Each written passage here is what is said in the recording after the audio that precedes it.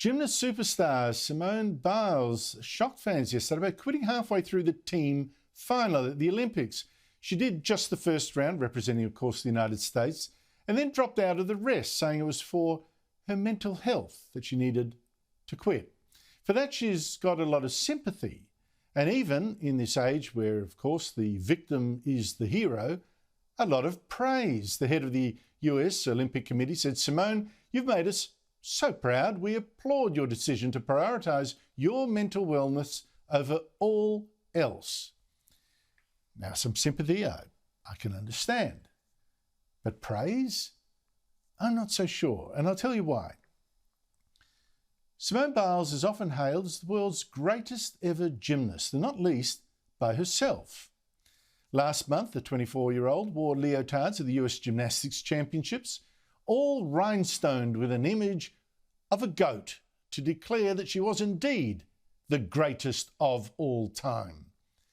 To hit back at the haters, she said. Plus, she said, she also wanted to send an improving message. She said, "I want kids to learn that, yes, it's okay to acknowledge that you're good or even great at something."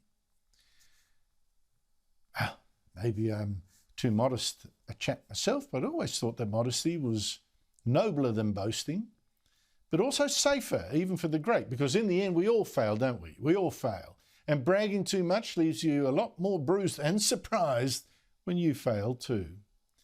And I wonder if that's exactly what's happened here. Pride before a fall, and I mean literally.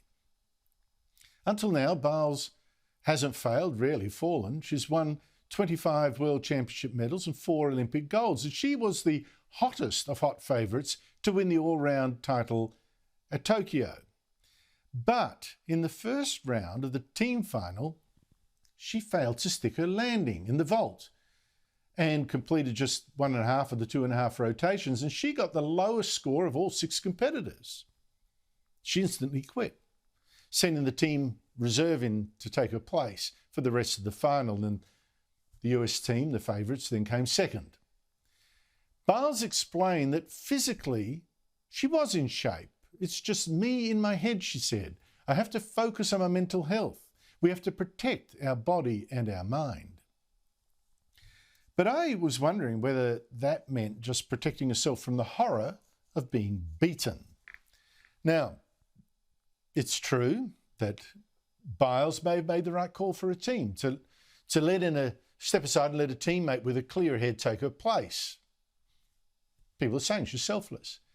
But she did issue another public service message, which was different in tone from the one last month. She said, "Put mental health first. It's okay sometimes to sit out the big competitions to focus on yourself. It shows how strong a person and competitor you really are." And I don't think that's true. Now, be clear, I do not doubt Biles's physical courage. I mean, this is a woman who's won a national title with a broken toe. And to her fans, she was at her greatest when she didn't quit, even then, or when she won other titles with a gallstone. So I don't get why she's just as great when she does quit. Now, I do sympathise with the struggle with the pressure of competition, but that pressure is made greater when you've just advertised how great you are. And the people that I hear saying now how terrible it is that these poor athletes have this pressure, I mean, it's shocking. I have to point out that pressure is part of any competition. If you don't want pressure, don't compete. Certainly don't compete at the Olympics against the best of the best, where pressure is exactly what makes everything there so epic. And pressure is, in fact, often what separates champions from the rest. The greats, they stay cool. Think of Roger Federer, while competitors with the talent to beat them, they choke. Now, Biles has handled such pressure for years and triumphed. This time she didn't, and she stumbled. Now, there's no shame in that. I tell you, thousands and thousands of athletes in Tokyo, they will also be tested both physically and mentally, and they will fail. Fail at least to win a gold. And I'm sorry for them all, Biles included. But I think Biles would have better said last month that she wants kids to learn that yes, it's okay to acknowledge that you're not quite as good or even great at something, which is perfectly okay if you've tried your best and not quit. But that, of course, takes humility. Joining me is child psychologist Clare Rowe. Clare, thanks for joining me. Now, look, Clare, I've got to be front up with you. You probably detected it already. I'm the tough parent in this family here, and my wife is the soft one, so maybe I should be more sympathetic to Simone Biles. But should I be? Andrew, I completely agree with you. And I think people will be a little surprised at that coming from a child psychologist. Look, I think there's a couple of things here. First of all, I mean, she said you've got to prioritise your mental health and sometimes you've got to sit the big competitions out, end quote. I completely agree with that. She didn't sit this competition out. She commenced the competition. And she stuffed up and then she quit. And I don't know what else is going on for Simone Biles, and there might be other things going on, and I do have sympathy for her, as you do. I do have sympathy, but I don't think sympathy from people is the same thing as praise, and nor it should be. I think from the outside looking in, it looks as if she has thrown a tantrum and chucked in the towel. Now, if there are mental health issues at play, which absolutely there are with high performance athletes, the pressure is enormous, as it is with other areas and sectors of life.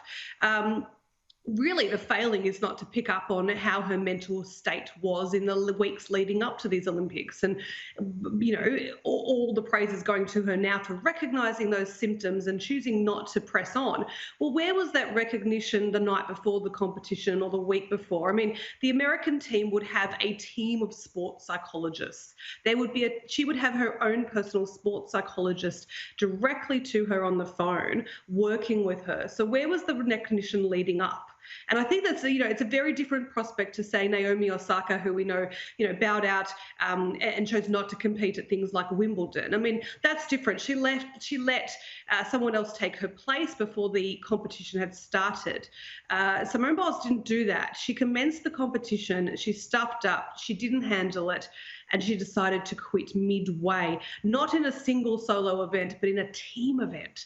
And I was really shocked at this, and really shocked, I have to say, Andrew, at the praise that came out after it. I mean, yes, sympathy, great. Assistance for Simone, yes, absolutely. But I think that's very different to praising her. I know. I'm seeing headlines that she's the greatest of all time for quitting. I mean, talk about an insight into the culture now of, hero victims. But I wonder whether it's also an insight into another culture of constant affirmation. You're great, you're great, you're great, you're great. I mean, I like being told I'm great, but I know I'm not. And I think it's wise, isn't it, not to boast too much before a competition, simply for a moment like this, because it just sets you up for an amazing failure. And you know it, you feel the humiliation if you don't live up to your pre-publicity.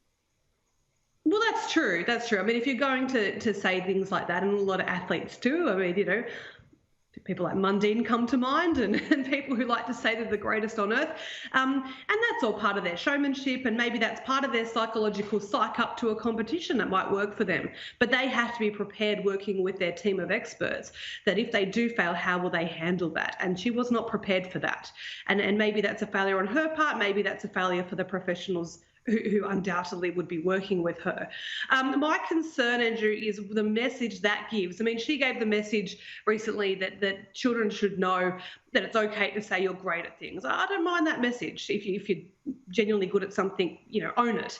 I don't mind that. But I don't like the message that if things don't work out, that once you've started something, you're going to quit. I mean, I like the message that you try your best at all times.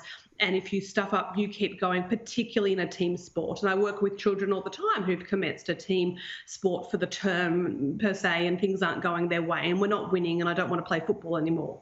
And we don't. We continue through to the end of the term, and we finish off the season, and then we reassess from there. But we've already commenced it, so we keep going. Thank you. Yeah.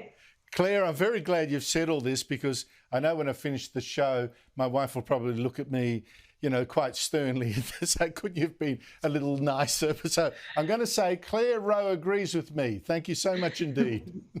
Thanks, Andrew.